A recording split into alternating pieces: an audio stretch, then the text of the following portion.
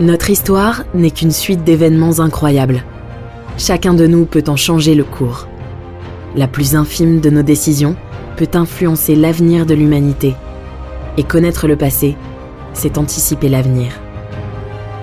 Vous écoutez L'effet papillon quand l'histoire bascule, la catastrophe écologique de la mer d'Aral. 1954. L'Union soviétique lance un projet pharaonique. La construction du Grand Canal de Karakoum. 2002. Une équipe spéciale américaine se rend dans un laboratoire secret et détruit 300 tonnes de matériaux bactériologiques. 2003. Pour tenter de sauver la mer d'Aral menacée, on construit une grande digue en béton dans sa partie nord.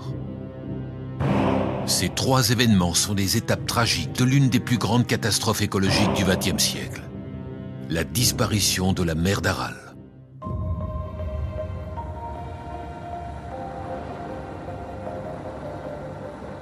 Au moment où ces lignes sont écrites, des robots d'origine humaine roulent sur le sol de la planète Mars. À des millions de kilomètres de la Terre, ils ont été conçus et envoyés par l'homme dans un but précis. Trouver des traces d'eau. Pourquoi est-ce si important? Parce que d'après nos connaissances actuelles, l'eau liquide est la principale condition à la présence de la vie. Notre planète est surnommée la planète bleue. L'eau couvre 71% de sa surface. Sur cette masse gigantesque, seulement 2,5% ne sont pas salés. La majorité est prisonnière des glaciers et des calottes polaires. De toute l'eau présente sur la Terre, uniquement 0,5% est donc accessible et potentiellement consommable par l'ensemble des êtres vivants de la planète. C'est peu, mais suffisant.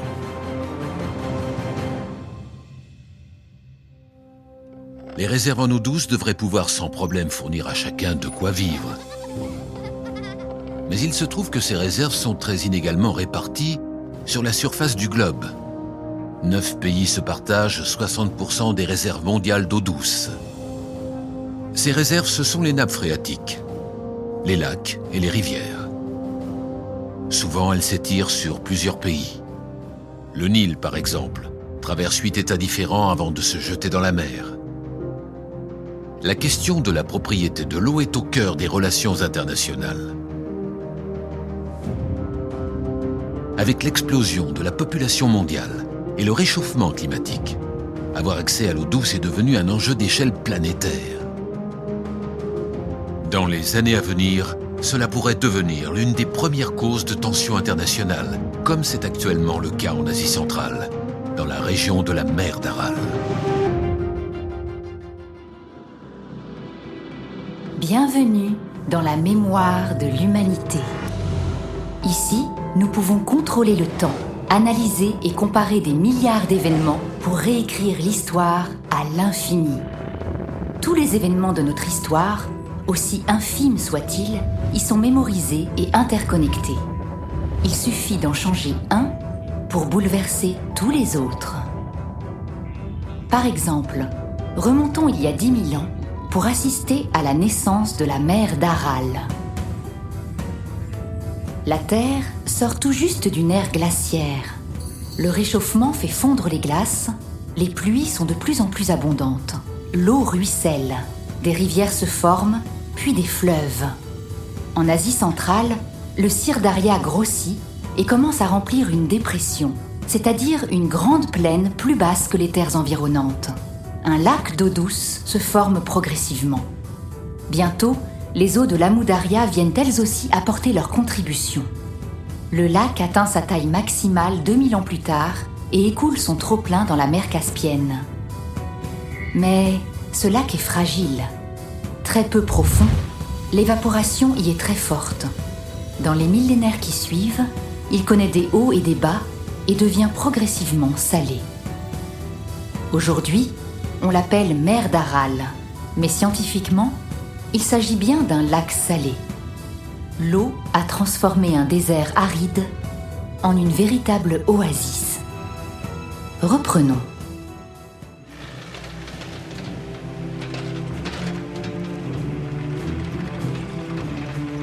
La nature est une ressource gratuite et abondante que l'on peut dominer et exploiter.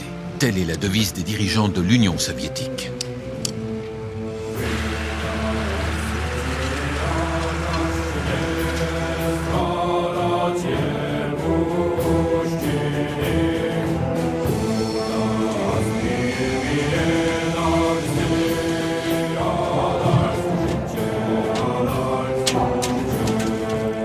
Rassemblement de plusieurs républiques, l'Union soviétique est une fédération.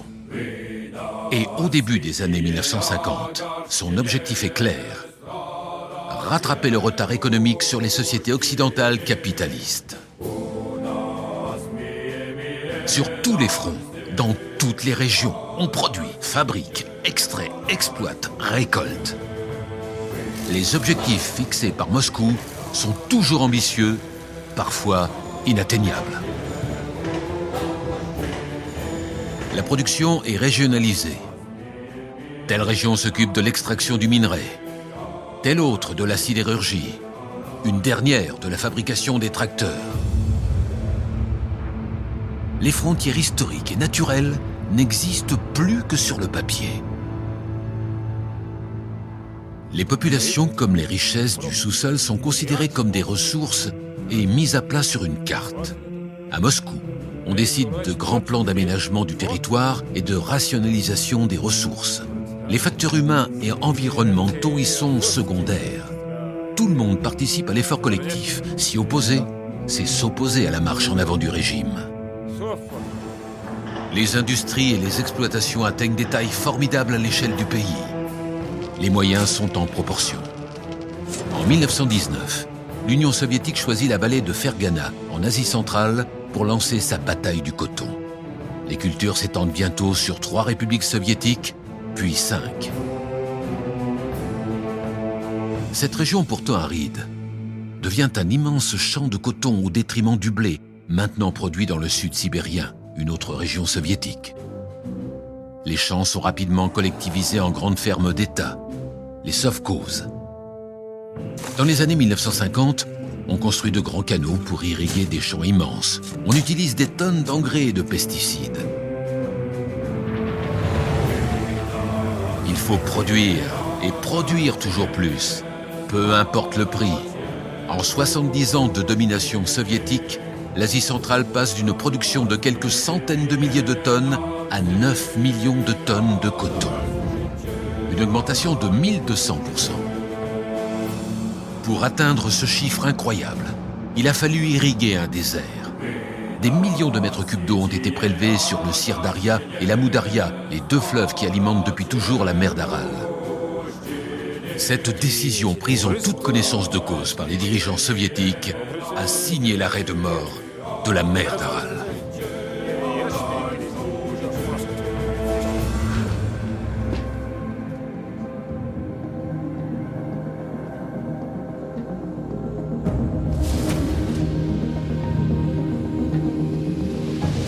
Nous venons d'arriver à un point de divergence. Un point de divergence est un événement clé, un carrefour dans notre histoire où notre monde peut basculer d'un côté ou de l'autre. Les dirigeants soviétiques, conscients des conséquences, décident de sacrifier la mer d'Aral, considérée comme une ressource inutile. Cette décision est prise sans aucune considération pour les populations locales vivant directement de la mer, comme les pêcheurs des villes côtières. Mais elle est aussi représentative d'une façon de penser. La nature est une ressource. Elle doit être utile. Or, la mer d'Aral est vue comme une aberration par les dirigeants soviétiques. Très peu profonde et donc étalée, l'évaporation y est très importante. Toute cette eau est considérée comme perdue. C'est méconnaître les mécanismes complexes qui régissent le climat. Car cette eau retombe forcément en pluie quelque part, alimentant un autre écosystème. On le sait aujourd'hui, l'équilibre de la nature est complexe et on ne peut toucher un élément sans en perturber un autre. C'est un effet domino. En choisissant le coton, Moscou signe la mort de la mer d'Aral.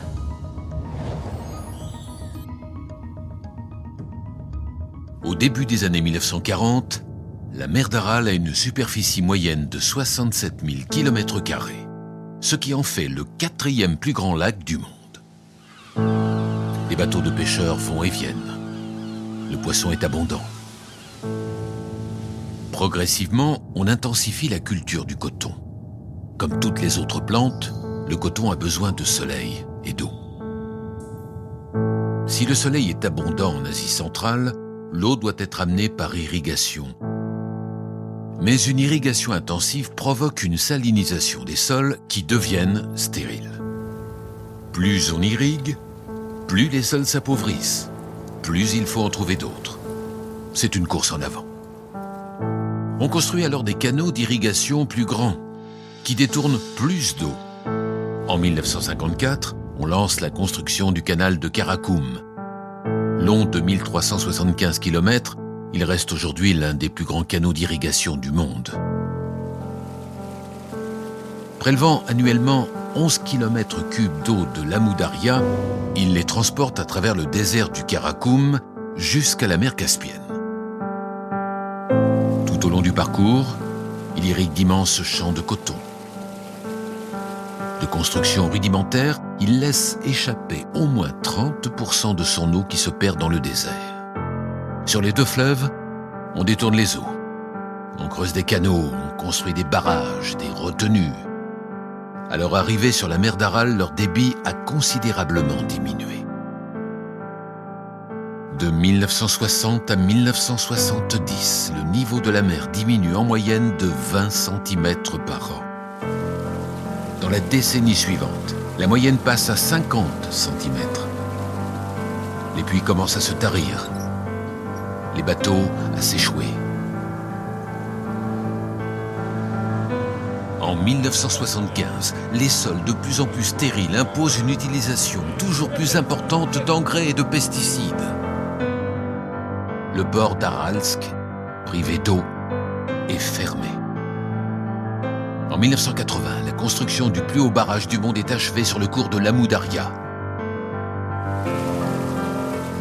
Le niveau de la mer diminue de plus de 80 cm par an. Dans un total paradoxe, on envisage de réalimenter la mer d'Aral en détournant les grands fleuves sibériens. On creuse des canaux de navigation dans le fond de la mer pour permettre aux bateaux de naviguer. Vers 1987, le niveau atteint un point critique. La mer est divisée en 2. Au nord, la petite mer d'Aral. Au sud, la grande. En 1991, l'Union soviétique se disloque. Les 5 républiques sont maintenant autonomes. Face aux nouveaux défis économiques, privée des aides de Moscou, l'industrie du coton continue de plus belle. En 1998, la mer a perdu 80% de son volume. L'eau restante, trop chargée en sel, devient toxique. Les poissons et les algues disparaissent. En 2003, plus rien ne peut maintenant sauver la grande mer d'Aral. Mais la petite, alimentée par ce qui reste du Syrdarya, n'est pas encore condamnée. On décide de sauver ce qui peut l'être. Une digue en béton de 12 km de long l'isole définitivement de sa grande sœur. La grande mer d'Aral, abandonnée et laissée à son sort. Quelques dizaines d'années seulement auront suffi à la réduire à 10% de sa surface initiale. La salinité dépasse les 100 grammes au litre. Saturée de sel et de pesticides, l'eau restante est devenue du poison. La grande mer d'Aral est à l'agonie. À l'horizon 2020, elle n'existera plus. On parle déjà du désert d'Aral.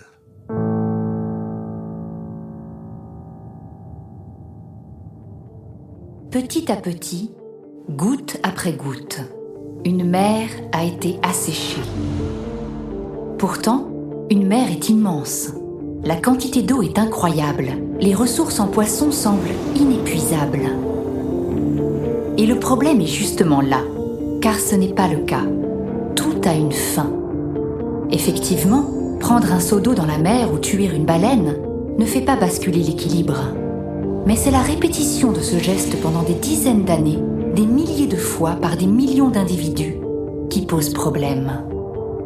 Si certaines grosses catastrophes sont clairement visibles, comme celle de Tchernobyl, d'autres le sont moins, comme les centaines de millions de voitures qui roulent chaque jour. Mais les deux sont tout aussi polluantes. En matière d'environnement, chaque geste compte.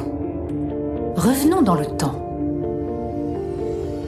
Dès l'Antiquité, l'Empire romain surexploite les forêts d'Afrique du Nord au point de les faire disparaître. De nos jours, elles ne sont pas encore revenues. Au Moyen-Âge, en Europe, l'usage intensif des hauts fourneaux menace l'existence de forêts entières. L'artisanat et l'industrie ont toujours eu à affronter les pollutions générées par leurs activités. Ce fait n'est pas nouveau et, pour nos sociétés actuelles, cela est même devenu normal.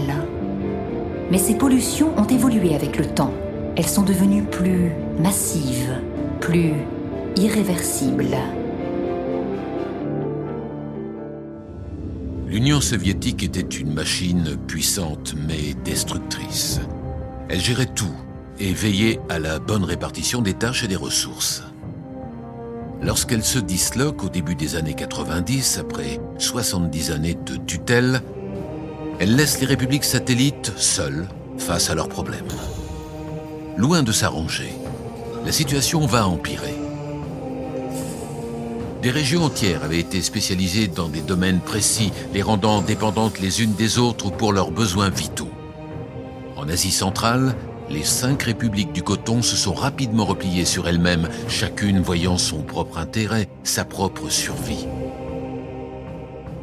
L'économie de l'Ouzbékistan dépend pour un tiers de l'agriculture. Pour cela, le pays puise abondamment dans les fleuves qui traversent son territoire. Mais ceux-ci prennent leur source dans 2 autres républiques, le Kirghizistan et le Tadjikistan. Ces 2 pays de montagne ont hérité de l'ex-URSS la majorité des barrages et des réservoirs de la région. Ils entendent eux aussi exploiter au mieux leurs ressources. Ils augmentent la production d'électricité en retenant de plus en plus d'eau dans leurs barrages. L'Ouzbékistan se retrouve à sec en été, inondé en hiver. Les tensions montent au même rythme que le niveau des fleuves descend. Auparavant, l'Union soviétique tenait le rôle de gendarme inter-État. Aujourd'hui, chaque pays souhaite obtenir une stabilité économique tout en partageant une seule et unique ressource, l'eau. C'est chacun pour soi. La guerre pour l'eau. On parle de pénurie d'eau ou de stress hydrique lorsque la demande en eau dépasse les ressources disponibles. La région de la mer d'Aral correspond actuellement à cette définition. Mais elle est loin d'être la seule. Les pays du Proche et du Moyen-Orient, l'Afrique et l'Asie, sont particulièrement touchés par ce phénomène. Il engendre souvent des tensions, voire des conflits entre États concernés. Les exemples sont de plus en plus nombreux. Le cas de la mer Morte est emblématique. Son affluent, le Jourdain, est partagé entre Israël, la Jordanie et la Palestine. Intensivement utilisé pour les besoins des villes et irriguer les cultures, il n'alimente presque plus la mer Morte, qui a perdu le tiers de sa surface ces 50 dernières années. L'eau y est devenue l'une des principales causes des tensions entre ces pays.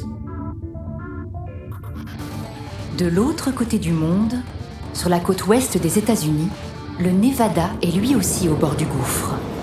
Situé en plein désert, dans un environnement totalement inapproprié pour les activités humaines, la ville de Las Vegas compte 2 millions d'habitants et 55 golfs. Oasis artificielle, la ville est sous perfusion des eaux du Colorado. Dubaï ou encore Barcelone sont également assoiffés. Assurer aux populations un accès à l'eau potable est d'ores et déjà un défi de premier ordre. Et tous les moyens sont bons pour y arriver. Plus de 60 millions de personnes vivent aujourd'hui dans la région de la mer d'Aral, 4 fois plus que dans les années 60. La catastrophe écologique se mue lentement en catastrophe humanitaire. Le climat est devenu plus hostile. Les hivers sont plus rudes. Les étés plus chauds, plus secs. La mer d'Aral n'est plus qu'une vaste étendue stérile, contaminée par des millions de tonnes de sel et de pesticides. Des tempêtes de poussière chargées de produits chimiques balayent les anciens fonds marins mis à nu. Les régions avoisinantes voient leur sol contaminé à leur tour. Les aires de pâturage ont diminué de 80%. L'élevage est en pleine régression. Les pesticides sont présents dans toute la chaîne alimentaire. La pêche a presque intégralement disparu faute de poissons et faute d'eau sur laquelle naviguer. Pour 5 millions d'habitants, l'eau potable ne l'est plus vraiment. On compte par endroits un taux de cancer 25 fois plus élevé que dans le reste du monde. Les femmes souffrent d'anémie. La mortalité infantile explose. L'heure est maintenant à la survie. Pourtant, l'histoire ne s'arrête pas là. En 1936, sur l'île de Vozrodchenia, l'Union soviétique a installé un institut scientifique qui deviendra, dans les années 50, un vaste laboratoire de recherche sur les armes bactériologiques. Des milliers d'animaux serviront de cobayes durant des décennies. Variole, lèpre, choléra, peste bubonique, anthrax. Au crépuscule de l'URSS, le laboratoire sera fermé et les matériaux infectés seront scellés dans des bidons inoxydables, puis laissés sur place, sur une île a priori inaccessible. Sauf qu'en 2001, l'île n'en est plus une, et n'importe qui peut atteindre le laboratoire à pied. De l'anthrax à portée de main du premier terroriste. En 2002, une expédition américaine se rend sur place pour neutraliser 300 tonnes de produits pathogènes. Peut-être que la catastrophe de la mer d'Aral permettra à l'humanité de prendre conscience de sa fragilité et qu'elle saura en tirer les leçons nécessaires. Mais ceci est une autre histoire. L'eau vaut de l'or. Le réchauffement climatique est maintenant une chose admise et reconnue par la communauté scientifique.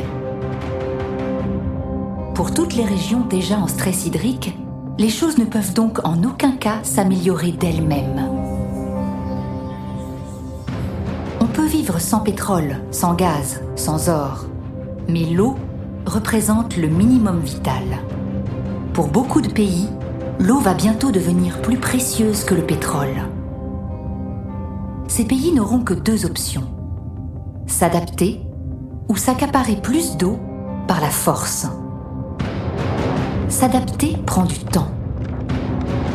Heureusement, le processus est déjà enclenché. À travers le monde, des initiatives de plus en plus ambitieuses voient le jour. Nouvelles techniques d'irrigation, usines de désalinisation, engagement politique. En 2015 a eu lieu à Paris la 21e conférence sur le changement climatique, plus connue sous le nom de COP21. Malgré la récente annonce du président américain Trump, il est indéniable que pour la première fois, la majorité des pays est tombée d'accord. Tout reste à faire, mais il semblerait que nous ayons enfin compris que nous habitions tous sur la même planète. Vous venez d'écouter L'effet papillon quand l'histoire bascule. Si vous avez aimé ce podcast, vous pouvez vous abonner sur votre plateforme de podcast préférée et suivre Initial Studio sur les réseaux sociaux. L'effet papillon quand l'histoire bascule est une série de podcasts coproduite par Initial Studio, Madfilm et Triary Prod, adaptée de la série documentaire audiovisuelle Point de repère, coproduite par Madfilm et Triary Prod, créée par Pierre Lergenmüller et Jean Marr, et écrite et réalisée par Pierre Lergenmüller, avec les voix de Michel Roy et Karine Pinotto. Production exécutive du podcast, Initial Studio. Production éditoriale, Sarah Koskiewicz et Marie Agassan. Montage, Camille Legras. Avec la voix d'Alix Martineau.